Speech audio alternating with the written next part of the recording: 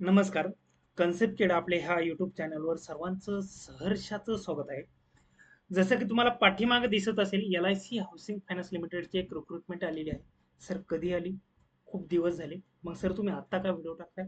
कारण थोडे दिवस बाकी राहिले, 5-6 दिवस. अगोदरच टाकायला पाहिजे होता. बट मुलांचे अनेकांचे डाऊट आले की सर भरावं किंवा नाही भरावं वगैरे वगैरे. आणि असं लक्षात आलं की भरपूर जणांनी कुठंतरी ह्या रिक्रुटमेंटवरती थोडासा कानाडोळा केलाय. तर म्हणून वाटलं की ह्या व्हिडिओची नितांत गरज ह्या टायमिंगला आहे. म्हणून हा व्हिडिओ आहे. तर त्याचप्रमाणे कोणी जर ह्या आपल्या चॅनलवरती प्रथमच आलेले असाल तर त्यांना सांगू इच्छितो की आपलं हे चॅनल बँकिंगच्या रिलेटेड सर्व काही आपले इथं व्हिडिओ येत असतात. एकदम सुंदर, एकदम अप्रतिम, एकदम अद्भुत आणि अगदी मनाला भिडणारा कंटेंट तुम्हाला इथं पाहायला भेटतो. अगदी नुसतं मनालाच भिडत नाही, तर तो डोक्यामध्येही एकदम एकदम आणि एकदम आणि एकदम फिट्ट होतो. आणि फिट्ट झालेलं गोष्ट काहीही विसरण्याचा जरी तुम्ही प्रयत्न केला तरी ती विसरू शकत नाही. अशा प्रकारे हीच आणि एवढी कन्सेप्ट आपण इथं घेतली जाते. तर तुम्हाला हा व्हिडिओ आणि त्याचप्रमाणे आमचं चॅनल आवडलं तर नक्की सबस्क्राईब करा, जेणेकरून भविष्यात येणाऱ्या सुंदर सुंदर व्हिडिओचे तुमच्यापर्यंत नोटिफिकेशन येईल आणि अंधारातून प्रकाशाकडे जाण्याचा एक मार्ग नक्कीच आमच्या व्हिडिओतून तुम्हाला मिळो, हीच अपेक्षा. चला, जास्त आपण भजन आणि प्रवचन कीर्तन करत नाही, आपण पटकन दिशी पुढच्या आपल्या स्लाइडवर जाऊयात. सर तुम्ही आजच्या व्हिडिओमध्ये नेमकी काय घेणार आहोत? तर आजच्या व्हिडिओमध्ये आपण काय घेणार आहोत? तर आजच्या व्हिडिओमध्ये टोटल ह्या रिक्रुटमेंटची माहिती आहे. एलिजिबिलिटी क्रायटेरिया काय आहे, जागा किती आहे, फॉर्म कुठून भरावा, त्यानंतर पेमेंट किती आहे, आणि LIC हाऊसिंग फायनान्स लिमिटेड करता जो काही सिलेबस आहे त्याच्यामध्ये कोणत्या गोष्टीवर फोकस करावा, आणि सर्वात महत्त्वाचं या प्रश्नाचं तुम्हाला उत्तर पाहण्याकरता तुम्ही हा व्हिडिओ बघत असाल तर हा फॉर्म भरावा की नाही भरावा. तर मला वाटतंय ह्या प्रश्न जर तुम्ही ह्याचं उत्तर बघत असाल, तुम्ही पहिलंच उत्तर देतो कारण पूर्ण व्हिडिओ बघू नका. ह्या प्रश्नाच्या उत्तराकरता तुम्ही हा व्हिडिओ बघत असेल तर हा फॉर्म भरायलाच पाहिजे. कोणी? तर मला वाटतं की सर्वांनी. ओके. स्पेशली कोणी भरायला पाहिजे? ज्या विद्यार्थ्यांना जॉबची नितांत गरज आहे ना, त्यांनी तर कंपल्सरी कंपल्सरी आणि कंपल्सरीच भरायला पाहिजे. दुसरं, ज्यांना थोडंसं खूप दिवसापासून प्रिपरेशन करताय बट कोणतीच हे नाही, कोणतीच पोस्ट नाही निघाली किंवा थोडे थोडे रिझल्ट जात आहे, तर कमीत कमी कॉन्फिडन्स गेन करता तरी कमीत कमी हा फॉर्म नक्की भराच. ओके. चला आता आपण जाऊयात पुढे. सॅलरीवर आपण येणार आहोत. तुमच्या आवडीचा आहे, तुमच्या निवडीचा आहे, तर सॅलरीवर आपण येणार आहोत. फक्त त्या अगोदर आपण बघूयात दुसऱ्या गोष्टी कोणत्या सर? पहिले बघूयात जागा किती. आता बघा, वॅकन्सीज महाराष्ट्राकरता आहे 53 जागा. सर ही रिक्रुटमेंट फक्त आणि फक्त महाराष्ट्राच करता आहे का? नाही दादांनो. मग कुठं आहे? सर ही ऑल इंडियामध्ये आहे. सर मग तुम्ही महाराष्ट्राच्या जागा का आलेल्या? ऑल इंडिया सांगा ना. ऑल इंडियाच्या टोटल 200 वॅकन्सी आहे. स्टेट वाईज मध्ये आपल्या महाराष्ट्राच्या वाट्याला आहे 53, आणि ज्या की एकदम जबरदस्त जागा आहे. ओके. सर आम्ही बाहेरच्या स्टेटमधून भरू शकतोय का? यस, भरू शकता. बट सर तुमचं म्हणणं काय असेल? माझं म्हणणं असेल महाराष्ट्रातूनच भरा. का? का सर महाराष्ट्रातून का भरायचं? कारण आपल्या प्रत्येकाचं एक स्वप्न असतं की आपल्या जवळचा एरिया आपल्याला भेटावा. तर महाराष्ट्रातून भरलं तर कमीत कमी मराठी मातीशी तुम्ही काय राहताल, मराठी मातीशी संलग्न राहतात, जेणेकरून तुम्हाला कसल्याही प्रकारे. सर अजून एखादा पॉईंट सांगा. आता इथं ज्यावेळेस तुम्ही फॉर्म भरताना तुम्हाला 3 ऑप्शन विचारतात, किती प्रेफरन्स विचारतात. मग तुम्ही 3 प्रेफरन्स कोणत्याही, जे ऑप्शन तिथे अवेलेबल आहे त्या ऑप्शनचे देऊ शकताय. कोणाला पुणे हवं असेल, नाशिक हवं असेल, अहमदनगर हवं असेल तर ते करतील. कोणाला छत्रपती संभाजीनगर हवं असेल तर ते छत्रपती संभाजीनगर टाकतील, मग पुणे टाकतील, मग वगैरे वगैरे काय असेल ते. तर अशा प्रकारचे तुम्हाला इथं काय दिलेले, त्यांनी काय दिलेले, प्रेफरन्स दिलेले, तुम्ही हे प्रेफरन्स देऊ शकता. आणि जर इकडे व्हॅकन्सीज असेल तर तुम्हाला त्या प्रेफरन्सनुसार इकडे पोस्टिंग ते देतील. ओके. जर व्हॅकन्सी नसेल तर मग बाकीच्या ठिकाणी तुम्हाला काय काय करतील, ते पोस्टिंग देतील. ओके. त्यामुळं तिथं चान्सेस चांगले आहे की त्यांनी प्रेफरन्सची सिस्टम दिली, त्यामुळे चान्सेस चांगले आहे की तुम्हाला तुमच्या घराजवळ जवळपास तुम्ही जो प्रेफरन्स देताल तुमच्या जिल्ह्यामध्ये तुम्हाला नोकरी करायची संधी भेटू शकते. ओके. चला आता पुढचं. त्याच्यानंतर सर हे ऑल इंडियाच्या व्हॅकन्सी आहे, वेगवेगळ्या जे स्टेटमध्ये जेवढं काय आहे तेवढं. सर मग आम्ही 2-3 स्टेटमध्ये फॉर्म भरून टाकतो ना? नाही दादा, तुम्हाला फक्त आणि फक्त एका स्टेटमध्ये अप्लाय करता येईल. सर मी काय करतो, पहिल्यांदा महाराष्ट्रात करतो, नंतर कर्नाटकमध्ये करतो, वेगळा ईमेल आयडी वगैरे. नाही चालणार. का सर नाही चालणार? कारण त्यांनी ओनली वन स्टेटमध्येच तुम्ही अप्लाय करू शकता. ओनली वन स्टेटमध्ये. ओके. सर आमचं काही फॉर्ममध्ये चुकलं वगैरे वगैरे तर तुम्हाला पुन्हा फ्रेश फॉर्म भरावा लागेल. काय? फ्रेश फॉर्म भरावा लागेल. जो फ्रेश फॉर्म भरलेला आहे म्हणजे जो सर्वात शेवटचा फॉर्म असतो तो काय करतात ते ऍक्सेप्ट करतात, पहिले सर्व काय करतात रिजेक्ट करतात. ओके, चला नेक्स्ट थोडस सर पुढे या. इलिजिबिलिटी सांगा ना सर काय, चला बघूया इलिजिबिलिटी काय आहे. तर याला बघा, पहिलं आहे एजचा अट आहे. एज किती किती पाहिजे, 21 ते 28 पाहिजे. किती, 21 ते 28 पाहिजे. सर थोडंसं अजून हे कसं सांगा ना, इथं बघा 2/7/1996च्या अगोदर कोणाचाही जन्म झालेला असेल कोणत्याही लेकराचा, तर त्या लेकराला हा फॉर्म भरता येणार नाही. त्यानंतर 1/7/2003 नंतर कोणाचाही कोणत्याही लेकराचा जन्म झाला असेल तर तो हा फॉर्म भरू शकत नाही. मग तो भलेही कोणत्याही कॅटेगरीत असला तरीही तुम्हाला हा फॉर्म भरता येणार नाही. इथं एज रिलॅक्सेशन नाही. दुसरं, एज्युकेशन क्वालिफिकेशन काय पाहिजे, त्यांनी सांगितलं ग्रॅज्युएट पाहिजे आणि ॲग्रिगेट 60% मार्क पाहिजे. ॲग्रिगेट 60% मार्क म्हणजे काय, तुमचे जे काही सेमिस्टरचे 4, 5, 6, 7, 8, 9, 10 जे काही सेमिस्टर असेल त्यांची सर्वांची टोटल करायची, तुम्हाला किती मार्क पडले ते करायचे आणि टोटल किती पैकी पेपर होता तो, त्यांचे पर्सेंटेज काढले, त्याचे 60 पेक्षा वरती आले पाहिजे किंवा 60 कमी किमान 60 आले पाहिजे, तर तुम्ही हे कंडिशनला फुलफिल करता तर तुम्ही हा फॉर्म भरू शकताय. कॉम्प्युटर लिटरसी पाहिजे, त्यांनी सांगितलं तुम्हाला कॉम्प्युटरचं नॉलेज वगैरे पाहिजे. ओके, नॉलेज वगैरे पाहिजे, एखादं सर्टिफिकेट असेल चालेल किंवा हायस्कूल किंवा कॉलेज किंवा कोणत्या इन्स्टिट्यूटमध्ये तुम्ही तो सब्जेक्ट म्हणून किंवा काहीतरी म्हणून तर तुम्हाला हवाय. आणि त्यानंतर वर्क एक्सपिरियन्स इथं प्रेफर्ड दिलाय. सर आम्हाला तर एक्सपिरियन्स नाहीये, मग एक्सपिरियन्स नाही तर एवढं काय लोड घेऊ नका. सर एक्सपिरियन्स आहे मग तर भारीच आहे. मग सर भारी आहे एक्सपिरियन्स वाल्यांकरता, बट ज्यांचा एक्सपिरियन्स नाही त्यांचं काय, त्यांचं मी थोडंसं पुढं सांगतो, पुढं गेल्यानंतर सांगतो काय. आणि सर कॉम्प्युटर स्किल हवंय तर त्यांनी यस सांगितलंय. ठीक आहे, चला नेक्स्ट पुढं. सर सिलेक्शन प्रोसिजर काय आहे, सिलेक्शन प्रोसिजर आहे सर ऑनलाईन एक्झामिनेशन आणि ऑनलाईन एक्झामिनेशन आणि इंटरव्ह्यू हे दोन्ही असणार आहे. सर ऑनलाईन एक्झाम किती असणार आहे, सिंगल एक्झाम असणार आहे, सिंगल एक्झाम असणार आहे. हा जर सिंगल एक्झामचा जो काही कट ऑफ लागला, जर तो तुम्ही क्लिअर केला तर तुम्हाला इंटरव्ह्यूला ते बोलवतील.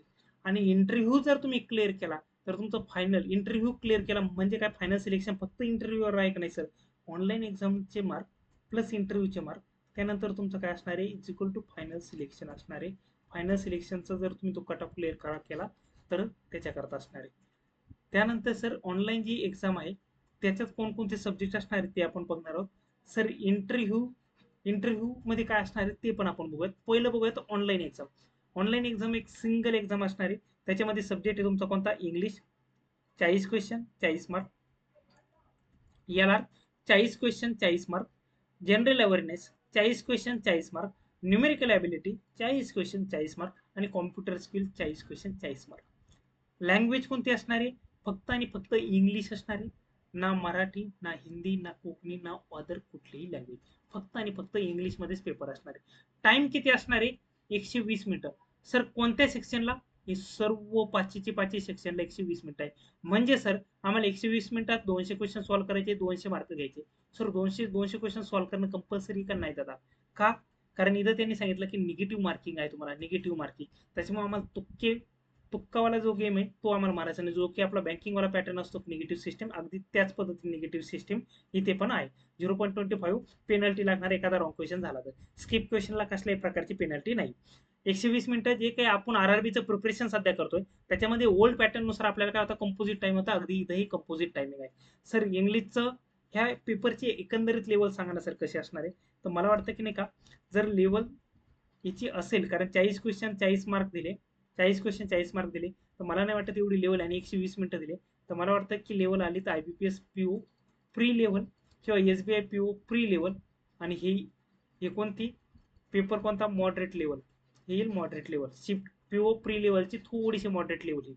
आणि सर अजून थोडासा डिफिकल्ट पेपर म्हटलं तर मॅक्झिमम येईल आर आर बी असिस्टंटची मेन्स लेवल जी असते ना, तेवढे लेवलचे आपले हे क्वेश्चन असतील.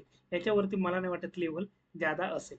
ओके, हे झालं आपलं इकडचं कोणतं, English, logical reasoning, numerical ability. त्याच्यानंतर सर जनरल अवेअरनेस, आपण जे बँकिंग करता करतो अगदी तेच जनरल अवेअरनेस. आणि ते याच्यामध्ये बँकिंगमध्ये व्यवस्थितरित्या बघितलं तर आपल्याला काय इथं खूप जास्त डिटेल न्यूज येतात, खूप जास्त डीप विचारलं जातं. बट इथं एवढं काय तुम्हाला असं डीप दिसणार नाही. वन लाईनर जे आपण बोलतो ना ठळक बातमी, तर ठळक बातमीवर मॅक्झिमम तुमचे क्वेश्चन असणार आहे. त्याच्यानंतर सर दुसरं इथं सांगितलं त्यांनी special emphasise on housing finance industry. हो, आता ह्या पॉईंटला हाईड करायचं नाही. जर तुम्हाला खरंच मनापासून ही एक्झाम काढायची असेल तर ह्या पॉईंटवरती तुम्हाला थोडासा वेळ द्यावा लागणार आहे. काय थोडासा वेळ द्यावा लागणार आहे? किती सर? मी बोलतोय 15 ते 20 मिनिटं, 15 ते 20 दिवस कंटिन्यू दिले. कशावर? फक्त हाऊसिंग फायनान्स इंडस्ट्रीचा अभ्यास करायला. तर मला वाटतं एवढं मोर दॅन सफिशियंट आहे, एवढंच मोर दॅन सफिशियंट आहे. हेच तुम्हाला चांगले मार्क येतील. सर मग याच्यात काय करावं लागेल?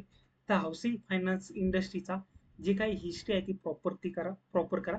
त्याच्यानंतर त्याला रेग्युलेट कोण करतंय, त्याची MD CEO कोण आहे, LIC हाऊसिंग फायनान्सची. त्याच्यानंतर या हाऊसिंग फायनान्सच्या संदर्भात कोणकोणत्या गव्हर्नमेंट स्कीम आहे, त्याचे क्रायटेरिया वगैरे काय, आणि सध्या करंटमध्ये हाऊसिंग फायनान्सच्या आलेल्या ज्या काही न्यूज आहे त्याच्यावर प्रॉपरली लक्ष द्या. एवढं जरी गोष्टी केल्या प्रॉपरली, त्या मला वाटतं की खूप जास्त बेनिफिशियल होईल. अजून दुसरा आपला जॉब आहे LIC हाऊसिंग फायनान्स लिमिटेड. याच्याकरता इंटरव्ह्यू आहे. तर इंटरव्ह्यू करता आपल्याला नाही का हाऊसिंग फायनान्स लोन, तर लोन द्यायचं आहे, हाऊस करता द्यायचं आहे. तर मला वाटतं की नाही का तुम्हाला हाऊसिंग फायनान्स लोन करता ज्या काही टेक्निकल वर्ड असतात, जे काही टेक्निकल शब्द असतात, तर ते टेक्निकल शब्दाचं मिनिंग माहिती असणं गरजेचं आहे. फुल फॉर्म माहिती असणं गरजेचं आहे. आणि जे छोट्या टर्म आहे तर त्याही तुम्हाला माहिती असणं गरजेचं आहे. ते तुम्हाला इंटरव्ह्यूला तर कामाचं येणारच आहे, बट इथं पेपरला पण तुम्हाला स्टॅटिकमध्ये थोडंफार विचारू शकताय. तर मला वाटतं की त्या गोष्टी प्रॉपरली करा. त्याच्यानंतर न्यूमेरिकल ॲबिलिटी जसं सांगितलं वरती. कॉम्प्युटर स्किल ऑलरेडी तुम्ही RRBला करताय, बट RRBला जेवढ्या लेवलचं येईल तेवढ्या लेवलचं इथे येणार नाही. त्यामुळं मला वाटतं की नॉमिनल लेवल येईल तर बिंदासमध्ये करायला पाहिजे. ठीक आहे, चला. सर याला सेक्शनल कट ऑफ आहे का? यांनी सेक्शनल कट ऑफ तो कुठेही नामोल्लेख केलेला नाही. त्यामुळे सेक्शनल कट ऑफ नसणार, मे बी नसणार आहे, मे बी म्हणजे जवळजवळ 90 ते 95% नसणार आहे. सध्या तरी कट ऑफ नाही आहे. तर मला वाटतं की बिंदासमध्ये फोडा.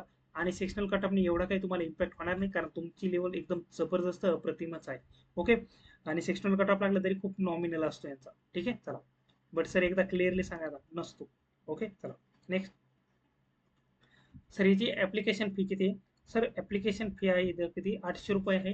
त्याच्यावर 18% GST, 18%ला 144, 800 मध्ये 144 केलं तर 944 आसपास तुमची काहीतरी फीज येईल याची. 944 फीज येईल. सर्वांना सेम आहे. आणि तुम्हाला अप्लाय कधी करायचं आहे सर? ऍप्लिकेशन चालू झालं तुम्ही जसं सांगितलं व्हिडिओला, आपल्याला लेट झालं, 25/7/2024 आहे. आणि 14/8ला लास्ट डेट आहे. म्हणजे आपल्याकडे अजून 6-7-8 दिवस आहे. हा व्हिडिओ मी उद्या सकाळी पब्लिक करेल. आता रात्री रेकॉर्ड करतोय, त्याला उद्या सकाळी मी पब्लिक करेल. तर तुम्ही नक्की हे बघा. सर एक्झाम सेंटर कोणते? एक्झाम सेंटर सर्व आपले महाराष्ट्रातून फॉर्म भरला किंवा तुम्ही बाहेरून भरला तरी इकडे एक्झाम देते. मुंबई आहे, ठाणे आहे, नागपूर आहे, पुणे आहे, औरंगाबाद म्हणजे आपलं छत्रपती संभाजीनगर, नाशिक, अमरावती, कोल्हापूर आणि जळगाव. ओके, चला. नेक्स्ट. हे लास्ट डेट लक्षात ठेवा, 14/8 आहे. त्याच्या आधी आपल्याला फॉर्म भरायचा आहे. तर हे सांगितलं की तुम्ही एका स्टेटमध्ये फॉर्म भरू शकता वगैरे वगैरे, ते सर्व सांगितलंय. इंटरव्ह्यू स्टेट ज्या ज्या स्टेटमध्ये तुम्ही नाही का फॉर्म भरलाय तिथंच तुम्हाला ते इंटरव्ह्यू होणार आहे. सर फायनल सिलेक्शन सांगितलं तर कोणतं? आपलं ऑनलाईन एक्झाम प्लस इंटरव्ह्यू. ह्या दोन्हीला तुम्हाला काय असणार आहे? ऑनलाईन एक्झाम प्लस इंटरव्ह्यू, हे दोन्ही मिळून तुमचं काय होणार आहे? सिलेक्शन. इंटरव्ह्यूला कधी क्वालिफाय होताल? ज्यावेळेस ऑनलाईनचा कट ऑफ तुम्ही क्लिअर करता प्रॉपरली, त्यावेळेस तुम्हाला इंटरव्ह्यूला बोलते. सर इंटरव्ह्यूला काही मिनिमम मार्क आहे का? क्रायटेरिया आहे का? हो. इथे काहीतरी ते मिनिमम पासिंग मार्क ठेवतील. ते मिनिमम पासिंग मार्क कमीत कमी पडले पाहिजे. जर इंटरव्ह्यूला जर तुम्हाला ते मिनिमम पासिंग मार्क पडले नाही तर तुम्ही काय होताल? इंटरव्ह्यूला फेल्ड होताल. इंटरव्ह्यूला फेल्ड झाले तर ते पुढचं तुम्हाला सिलेक्ट करणार नाही. ओके सर, पुढे दिलं, इथं दिलं minimum qualifying marks in the interview. त्याच्यानंतर दुसरं, ज्यांनी मागे सांगितलं ते एक्सपिरियन्स इज प्रिफर्ड. आता ज्यांना ज्यांना एक्सपिरियन्स आहे त्यांना त्यांना इंटरव्ह्यूला थोडासा प्लस पॉईंट नक्की राहील, थोडासा प्लस पॉईंट नक्की राहील. याचा अर्थ हा नाहीये की नाही का बाकीच्यांना निगेटिव्ह पॉईंट राहील, असं नाही. तुम्ही इक्वल टू मध्ये, तुम्ही प्लस पॉईंट पण नाही, इक्वल टू मध्ये. तर इक्वल टू म्हणजे काय? आपलं न्यूट्रल कंडिशनवरती, तुम्ही न्यूट्रल कंडिशनवरती. तर न्यूट्रल कंडिशनवरती म्हणजे काय? तुमचा इंटरव्ह्यू तुमच्या नॉलेजवर डिपेंड राहील की तुम्ही कशा प्रकारे प्रिपरेशन केलं, कशा प्रकारे इंटरव्ह्यू दिलाय, त्यावर तुम्हाला इंटरव्ह्यूचे मार्क वगैरे ते देतील. आणि फायनल सिलेक्शन एकदा तुम्ही जर हा मिनिमम जे काही मार्क लागतं इंटरव्ह्यूला ते क्वालिफाय केले, आणि इकडे थिअरीला जर तुम्हाला चांगले मार्क असेल ऑनलाईन एक्झामला, तर तुमचं सिलेक्शन फायनल कट ऑफवरती आरामशीर होऊन जाईल. आणि जर तुम्ही इंटरव्ह्यू छान दिलाय, जरी तुम्हाला एक्सपिरियन्स नसेल, तरी मला वाटतं की चांगल्या प्रकारे काम होऊन जाईल. ठीक आहे, चला सर अजून पुढं. थँक्यू आलंय. थँक्यूच्या आधी आपली सॅलरी बघायची. सॅलरी बघता सॅलरी न बघता आपण कसं व्हिडिओचा शेवट करू शकतोय? ठीक आहे, व्यवस्थित सॅलरी बघा. सॅलरी किती आहे? सॅलरी जर व्यवस्थित बघितलं तर सिटी वाईज थोडं थोडं हे होतं. बेसिक तुमचा 20,000 आहे. आणि सॅलरी येते तुमची किती? 32,000. ते आपण 35,000 म्हणू. 35,000 पर्यंत तुमची सॅलरी आहे, 32 to 35,000. त्याच्यात अजून ॲडिशनल काय भेटतं तुम्हाला? मेडिक्लेम भेटतो, ग्रॅच्युटी भेटते, ग्रुप इन्शुरन्स स्कीम भेटते, हाऊसिंग लोन भेटते.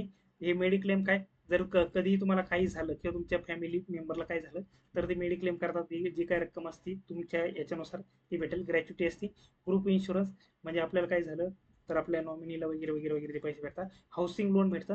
आणि जर सांगितलं त्यांनी परफॉर्मन्स लिंक इन्सेंटिव्ह, म्हणजे जर तुमचा परफॉर्मन्स चांगला असेल कामचा तर इथं तुम्हाला इन्सेंटिव्ह पण भेटतील. इन्सेंटिव्ह पण भेटतील.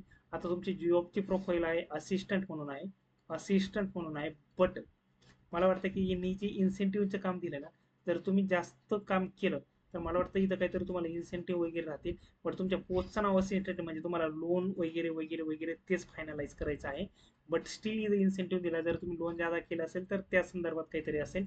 बट मला नाही वाटत की टार्गेट ओरिएंटेड वगैरे वगैरे वगैरे काही असेल. बट प्रायव्हेट संस्था आहे तर मे बी असेल. Okay sir. दुसरं अजून हे हा फॉर्म भरावा, कोणी भरायला पाहिजे फॉर्म? व्यवस्थित आहे का? अशा मुलांनी नक्की हा फॉर्म भरा ज्यांच्या हातात कसल्याही प्रकारचा जॉब नाही. दुसरा दुसरा की नाही का, 1,000 रुपये एक्झामची फी. तुम्हाला एक पेपर फॉर एक्झाम्पल आपण म्हणू की मी एक मॉक पॅकच परचेस केला तर तो दिला, कारण तिथलचं एन्व्हायरमेंटमध्ये मॉक द्यायला थोडंसं आपल्याला हे असतं ना, थोडंसं हिचकेटं. तुम्हाला वाटतं तो बेनिफिट होईल. आणि ऑलरेडी तुम्ही अभ्यास केले करतच आहे, याच्याकरता असं वेगळं नवीन काही करायचं का? बिलकुल नाही. त्यामुळे मला वाटतं की तुम्हाला नाही का वेगळं काही करायचं नाही. जे आपण ऑलरेडी बाकीच्या एक्झामला करतो अगदी तेच करून जायचंय. तर मला वाटतं फॉर्म भरायला पाहिजे. बट एखादा आपला येईल गण्या म्हणे आणि आपली कलाबाई ती येईल आणि ती म्हणेल अरे प्रायव्हेट आहे कशाला भरते वगैरे वगैरे वगैरे असे काही काहीतरी तत्वज्ञानसाठी. मला वाटतं की नाही का, कलाबाई गण्या म्हण्या तण्याचं तुम्ही कोणाचं सध्या ऐकू नका. काय करा, सध्या फॉर्म भरा. एकदा एक्झाम प्रॉपरली क्लिअर करा. एक्झाम क्लिअर केल्यानंतर आपल्या हातात डिसिजन आहे जॉईन करायचं किंवा नाही. जर आपल्या हाताची कंडिशन अशी असेल त्या मुवमेंटला की नाही का, मी तर क्लिअर केली, एक तर कॉन्फिडन्स वाढेल जॉईन नाही केलं तरी. दुसरं एक्झाम निघालं तर आपण तिकडे जॉईन करू. आणि नाहीच निघालं आणि अशी कंडिशन झाली की आता मला काही ना काही जॉईन करावं लागेल तर इथं तुम्ही जॉईन करू शकताय. दुसरं, यांचा प्रोबेशन पिरियड 6 मंथचा आहे.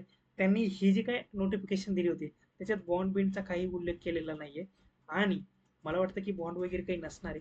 जरी तुमचा अपॉइंटमेंट लेटर ज्यावेळेस येईल त्याच्यावरती प्रॉपरली बॉन्ड वगैरे जे डॉक्युमेंट व्हेरिफिकेशन वगैरे ज्यावेळेस होईल, त्यावेळेस तुम्हाला ते बॉन्ड वगैरे जी काय आहे त्याची पूर्ण माहिती देतील. आणि बॉन्ड नसेल तर आपण कधी पण जाऊ शकतो ना रे, नाही आवडलं तर. ओके. तर मग मला वाटतं की तुम्ही हातामध्ये एक जॉब असणं खूप जास्त गरजेचं आहे. तर मी सजेस्ट करेल फॉर्म नक्की भरा. याचा बेनिफिट तुम्हाला बाकीच्या एक्झामला पण होईल.